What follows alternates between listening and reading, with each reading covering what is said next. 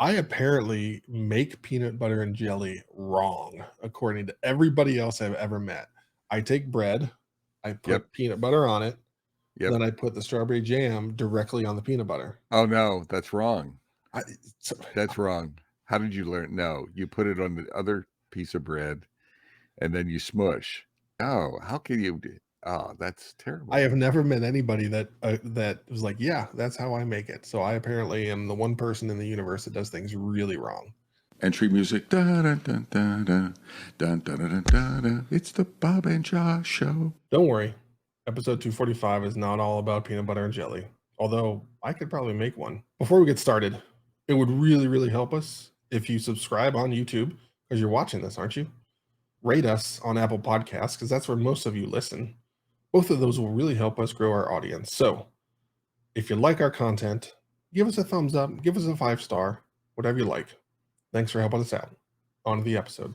Advocacy, or do we even call it agile advocacy? One of the challenges that Bob and I have talked about in the past, and we wanted to dig in a little bit more, is so oftentimes agile coaches, agile leaders don't do a good enough job advocating for themselves and or the work that they're doing that agile is supporting, and the boldness that is required to make that happen. There are a lot of people that back off of that because it does require a bit of boldness to say, hey, look at me, look at us, this is what we've done, and here's like some proof. So there's a whole bunch of stuff we want to dig into there. Well, I have this Moose Herd lean coffee that I do. So within the last 3 weeks, I coached a group of coaches. I'm mentoring a group of coaches periodically on weekends. And I brought up this notion of or tooting your own horn Mhm. from a coaching perspective, or self-advocacy and self-marketing, however you want to frame it.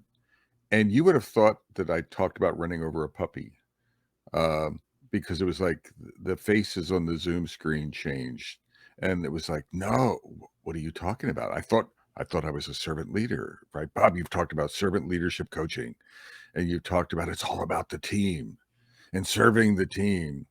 So it's like, it's not about talking about me. And I don't want my ego to get in the way, right? I'm supposed to be behind the team. It's all about my results. And I heard that in this one room from a bunch of coaches, and they weren't all novice coaches. They're out there in industry. They have, they're in companies. And there was just sort of this major, not just reluctance, Josh, Mhm. not just a lack of skill, but it was like, that's wrong. You can't do that.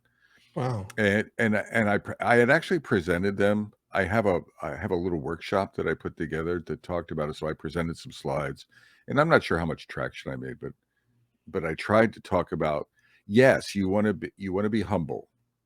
You don't want to be a jerk, but at the same time, uh, you maybe need to advocate for yourself. And the overriding premise of that group was, everyone needs to advocate for me. All right, Mhm. my team should sing my praises. My boss should know if I'm doing a good job. The metrics should speak for themselves. Then I went to the Moose Herd, this lean coffee, and I proposed the same thing. I just wanted to bounce it out there. And again, 10 to 12 coaches, probably even more experience in the first group. And it was the same horrible experience. No, it wasn't. I'm exaggerating, but Yeah. it was like, what are you talking about? And it was even a little bit more of an uproar of like, that's wrong, Bob. I mean, I was gonna like run out of the Zoom room. It's like I had horns and I was proposing something anti-agile or something. The more experienced the coaches, or the more they were professional coaches, they were like, no way do you talk about yourself. You never put yourself out there, etc. Right? It's always about the value should be self-evident. And I'm really I think I've uncovered a problem with coaches. Yeah. Uh, And you and I both advocate for ourselves just as brands. So it's not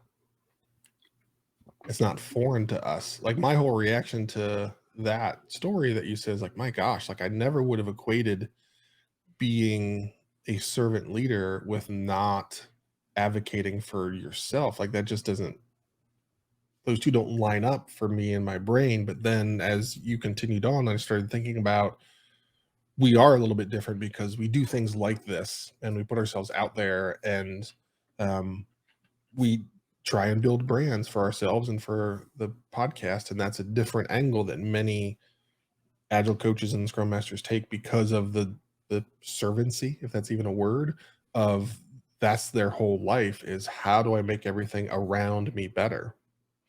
And one of the challenges is that, yes, you can do that, but if you really are about making everything around you better and you don't advocate for yourself, then the amount of area that you can make better is going to remain the same size. And when you advocate for yourself and everything, all of the goodness that you're creating, you then get more opportunities to expand the goodness that you create. So you get in that comfort zone where, like, okay, well, I'm a servant leader and this is what I do, and your span is very narrow. But as you start to market yourself, or just like even talk about the success that you and your teams are having, that becomes a thing that's noticed across the company or the industry or whatever. And it's like, hey, you like to make a difference. Would you like to make more of a difference? Absolutely. I think it's I had a thought and then I went off on another tangent. Maybe I'll use one of the thoughts I had. I was in Virginia, in Richmond, last week, attending the Innovate Virginia. I spoke at the Innovate Virginia event up there, one day Agile mini conference, and there was a guy I was sitting out in the hallway with, who had gotten, so Capital One is in Richmond, and that's the famous 1100, 1200 Agilists were laid off. Mhm. Everyone with Agile in their name, coaches, etc., were laid off. So there was a lot. There was a cloud over Innovate Virginia. It was sad, actually. And then people were trying to break through it. And this guy got laid off, but then he got rehired. So somehow he got laid off, and then he got rehired in another role. And Mm. and we were having this general conversation around advocacy, or do the results speak for themselves, etc. And he was talking about his boss, and he's like, I was counting on my. He said my boss loved me. So in his role when he was laid off, he's like, my boss loved me, right? And he thought I was doing fantastic work. And I'm like, that's wonderful. And he's like, and I was counting on my boss. He didn't say it quite this way, but Yeah. he says, I wasn't advocating for myself because my boss loved me and I felt it was his job to advocate for me. Mhm. And I was like, that's great. And you had a wonderful boss, but clearly it didn't go high enough and broad enough because you Right. got whacked, right? Because if you would have, I mean, it sounds like you were doing wonderful work. So why would I whack you? Right? If you're having an incredible value impact to the organization. And it was the point of, and I saw this in these other two groups. There was an expectation that people would do it for you. Mm. Uh, right?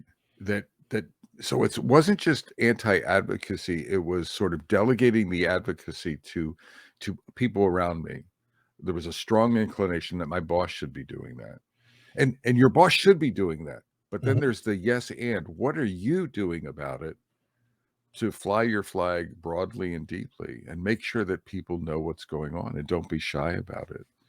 Um, Yeah, I mean, no one's gonna take care of you more effectively than you, because you are priority number one for you. Yes, your boss might think you're doing a fantastic job, but there's pressures from all different directions, and they're gonna have to make difficult choices. And oftentimes it's not good to to leave that to the cards and see how they shake out.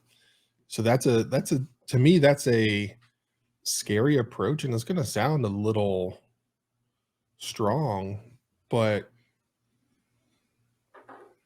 that's the things will happen to me. I am not going to grab the reins and make something happen. And it's like a culture. If you aren't intentional about creating a culture, it might turn out great, but more than likely, it's not going to turn out to be what you wanted yep. it to be. But if you become really intentional with, this is the culture I am aiming to create here, you're going to be pretty spot on with where it lands. And the same thing has to happen with you and your career. of don't just leave it to the fates of, the stock market or whatever ultimately drives your company's revenue and therefore investment in itself and everything that goes along with that. Don't let that happen. Don't be on your heels. You have to get out and be on your toes. I guess that's the opposite of being on your Yeah. heels.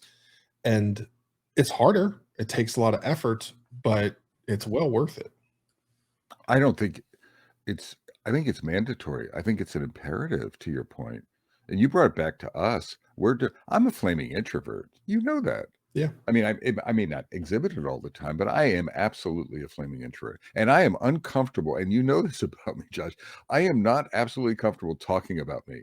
Oh, yes, I know. I have problems valuating myself. Yes. But darn it, right? So I'm not the best. I'm not a wonderful role model, but I understand that I have to represent myself. I have to the brand building is part of that. The Mhm. taking risks is part of that. Is blowing my own horn is part of that. Privately, not in hallways. It's marketing myself as a domain expert or whatever it is. It's differentiating myself. I think everyone has that responsibility. I think it's really not a good strategy to depend on other folks to explain your worth. And it's not just the data. There's another insidious part of it. Is another theme I heard was, well, the data speaks for itself.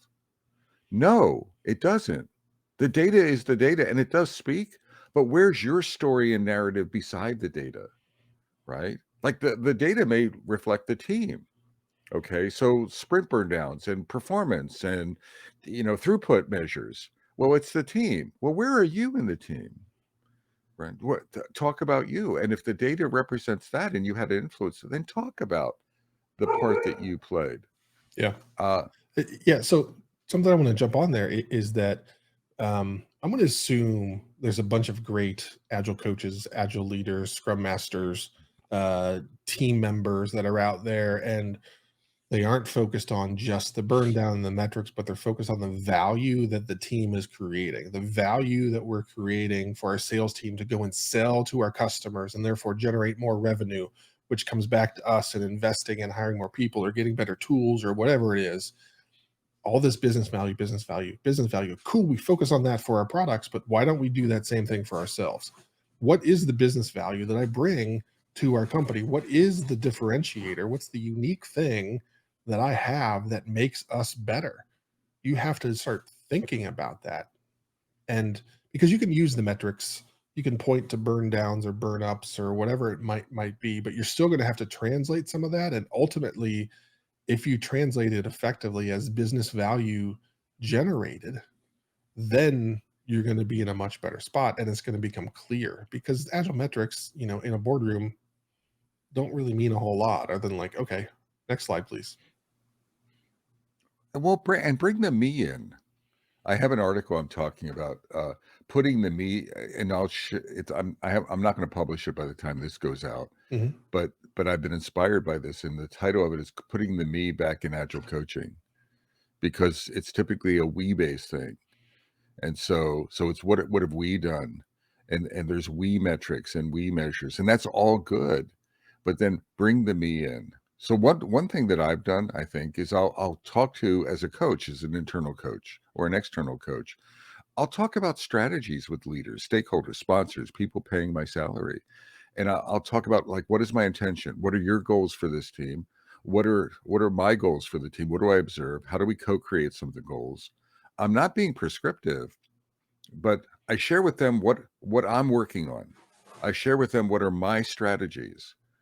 And then we start unfolding it, and I might have a conversation with them again. And I'm like, yeah, and it's not I have to be careful with my language. I'll talk, and I have to be careful with the barking that I give that stakeholder. But I talk about the team, but then I confirm that, and I played a part in that, right? That wasn't just something that magically happened that I have to articulate the part that I play. It was intentional. It wasn't a mistake. And then I'll talk about, well, what's next? How do I see that? So it's sort of that like I'm sharing my value proposition with them before, during, and after. I'm trying to bring the me in, Yeah. and Yeah. I think everyone needs to have conversations like that. So here's an exercise I'd like everybody to do, just really honing in on, okay, Bob, Josh, that sounds cool, but like, how do I do that? I clearly don't know how to do it because I'm not doing it. One of the things that I do when I'm helping people with a resume is the first thing I look at is it just a list of things that is a job description? Like, yes, you should be leading stand-ups. Yes, you should be like, don't tell people that you're doing what you're supposed to do. That, if people know the role and they're hiring you for that role, they already know what a agile coach or scrum master or engineer or whatever does. Like, that's clear. So if, as you list your jobs, if you're just listing things that I'm supposed to do because that's what my role does, then you haven't understood the business value that you created. So the challenge that I put out to people is, tell me the things that are visibly better from when you joined the team to when you left the team. What is the difference that you made? What is the change that you drove that put that company in a better position? So go Yep, back and look at your resume. And if you're unsure how I can translate what I've done into something of value, look at that. Hopefully, you already have that solved. And then it should be easy to start using things like that. But so many people just list like tasks. Go back and think about, in every role you had, how did I make life better for myself, the team, the product, the company, the customers, whatever it is? Show the change that you made, and that will help you tell the story to advocate for yourself as you yep, start talking about that. Because so many people struggle with, like, oh my gosh, how do I talk about myself? That's yep. always like a number one thing that people really struggle with. I think you brought up a key for me just then, Josh. This is why I love metacasting with you, because you challenge me because you're so darn smart. So, and the idea is we do where do people are more comfortable talking about the me, the resume, right? They may not do it completely, but there is a me. There's not a lot of we in the resume. There's a so little we, big me, and that's right. So metacasters, take whatever you're doing, refine your resume, like Josh said, but take that skill, those views, those stories that you put in your resume, and damn it, start talking to them in hallways, virtual hallways or physical hallways. Start having that in your stakeholder conversations. Start talking about the team that way, lightly. Again, it's not a license to be obnoxious, but I think we have the capability, Josh, right? If you look at most resumes, we can articulate the me. Well, then bring that out and start getting more comfortable with it. I'd rather people get told that they're too full of themselves than what's happening now where they don't talk about it at all, right? Oh, it's someone else's job to talk about me. That's a that's an incredibly look at the layoffs. Look at what's happening at Capital One. That's an incredibly silly strategy, and it's not effective. Yeah. It's a Gosh, I'm going to take us off the deep end here. So we'll see whether we leave this in or not. So all of you that are watching this live, you are getting potentially part of the I'm director's waiting. cut that ends up I'm waiting. on the floor. I think it's a human condition that we've developed over the past handful of years. And why do I say that? As a newly single person, I have dabbled in all of the dating apps, and you have to write a bio about yourself. And the number of people that I see that start their bio with, I hate writing about myself, or I can't write about myself, so I'm just not going to do it, or whatever. And it's just like, okay, that's not someone I would want to spend time with. Like, I want somebody that knows who they are and is confident, and this is who I am. And if you like it, great. If you don't, cool, but that's fine. And just the depth of that I see, it's really made me realize, especially when we package it with this, that I think maybe it's COVID, maybe it's social media, whatever it is, that's a real challenge for people to do out in the wild. And then Yeah, you think about the danger of not having that skill in your career and being able to drive your career. That's a real challenge, and you have to get over it. Otherwise, you are just on a boat in the ocean, going wherever the sea and the wind is going to take you. That ties back to the boldness of the topic of this metacast, Josh. Mhm. Is if you're not going to be bold about so you could be boldly negative or boldly positive, boldly undermining or boldly supportive, and both of them have an effect, right? So if I'm dinging myself from the beginning, people are going to they're going to write me off. So we have a responsibility for constructive, positive boldness. If you're not willing to advocate for yourself, that no, yeah, don't even count on other people. No one should do it if you're not. We should be the first advocate, and then other people can follow that. Yeah. And it's a I don't know, it's a moral obligation. It's a responsibility, right, for us to do that. Capital One, I would argue, uh, and I'm not on the inside of Capital One, but I would argue that one of the fundamental problems there, because they took out all of these agile folks, is agile folks in general did a crappy job of advocating the value proposition, or thinking that other people were making our value proposition for us and Mhm. not stepping into that. I know that's a part of the equation up there. It may not be the whole equation, but they could have done something about advocacy. Could have changed that scenario. And what you'll find is when you advocate for yourself, you make it easier for others to advocate for you.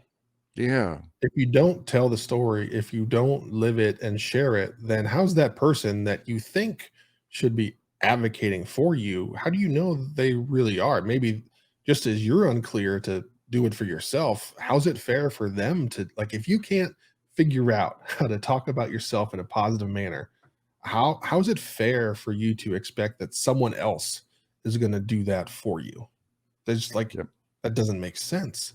And one of the things that I've seen, and I didn't drive this, so I was really happy to have this in my back pocket now. But at the last place that I was at, the senior VP of engineering, I don't remember his title, he did a really, really good job of advocating for engineering as a whole. And he did a fantastic job of saying, this is who we are. This is what we're doing. This is where we're going.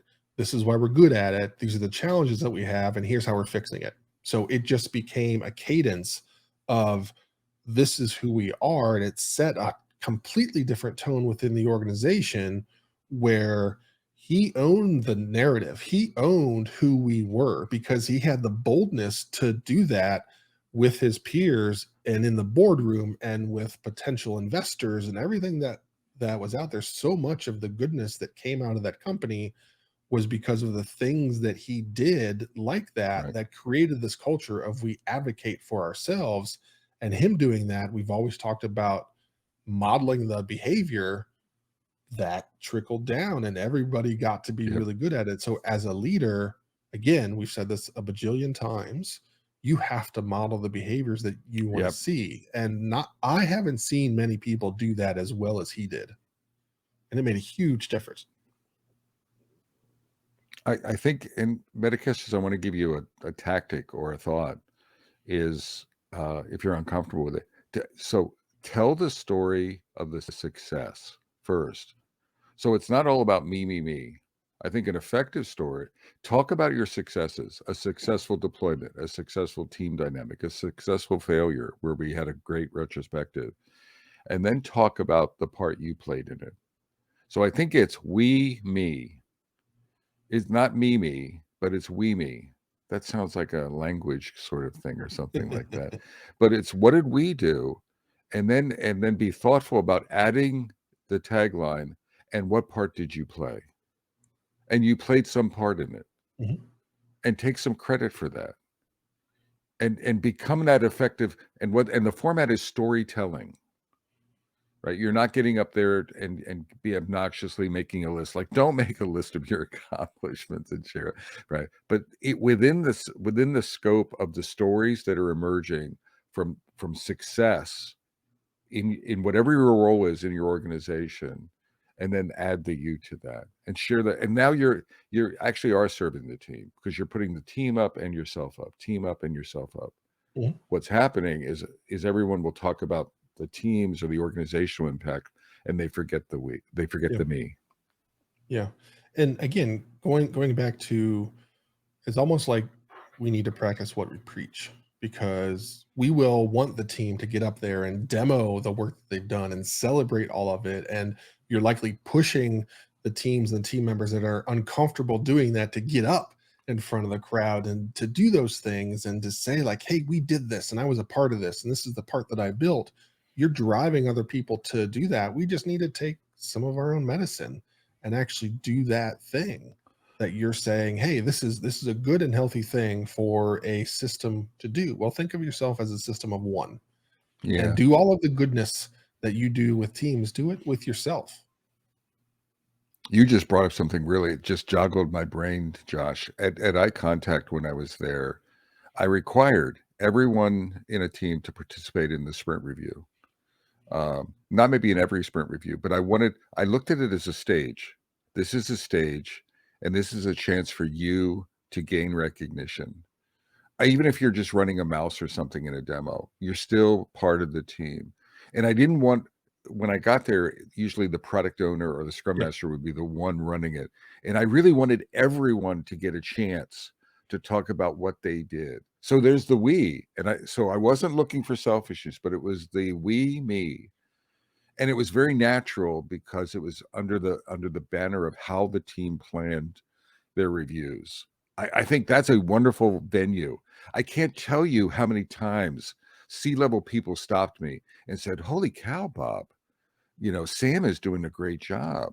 Mhm. Or Priscilla, I mean, I didn't even know her name.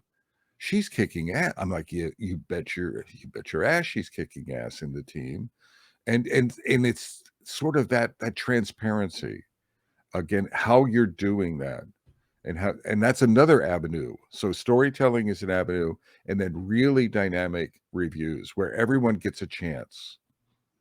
Yeah, agreed. And I've done the same thing, and it has required some coaching for folks that were nervous or scared and handshaking and all of that stuff. But again, in the long run, it added tremendous value to our team to be seen in a light that we controlled, and we showed, hey, Yep, these are, and all we did was just we replaced some assumptions that are out there. People had yep, some assumptions about who we were and how we operated and what we knew, and we had a chance to squash those.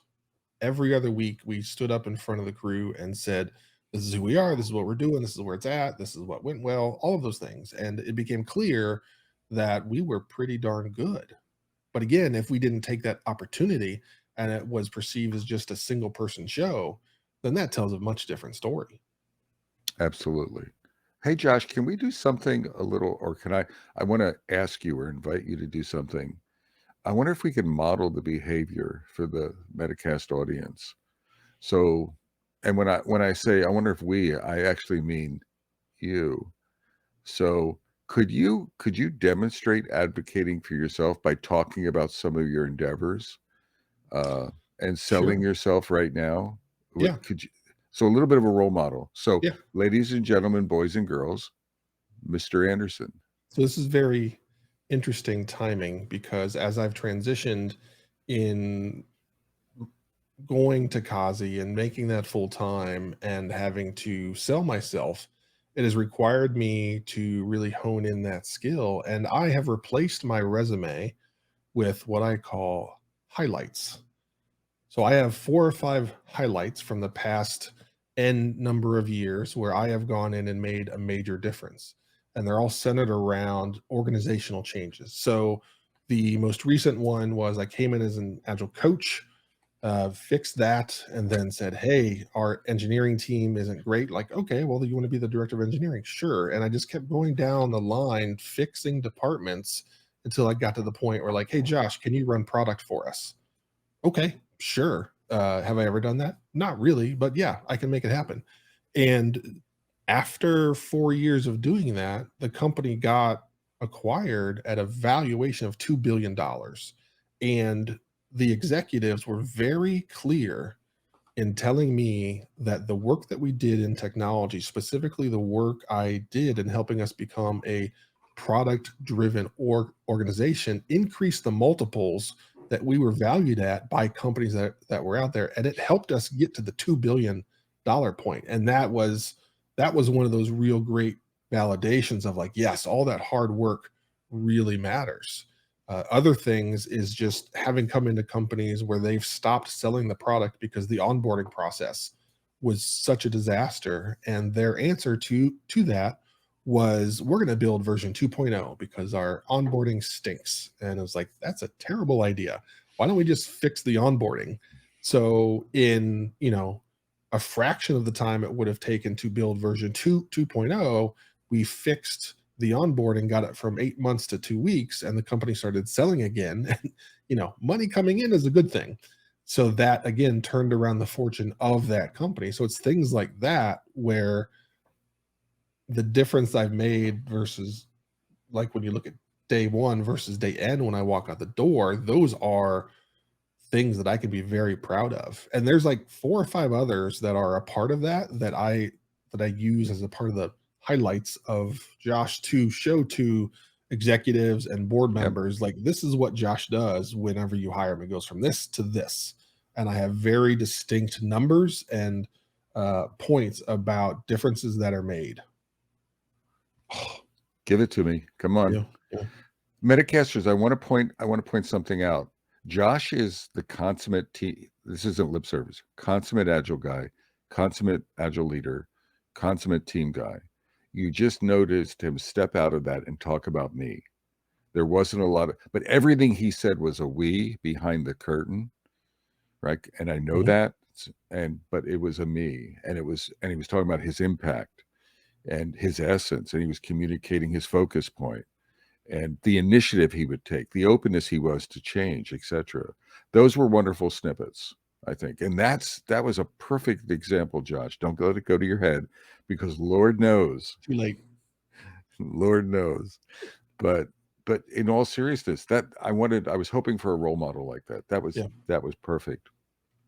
Yeah. Can we stick a fork in? I'm feeling like we stick a fork in it. What I do you feel think? pretty good, right? We talked about the importance. We've given some people some hows and different ways to tackle things.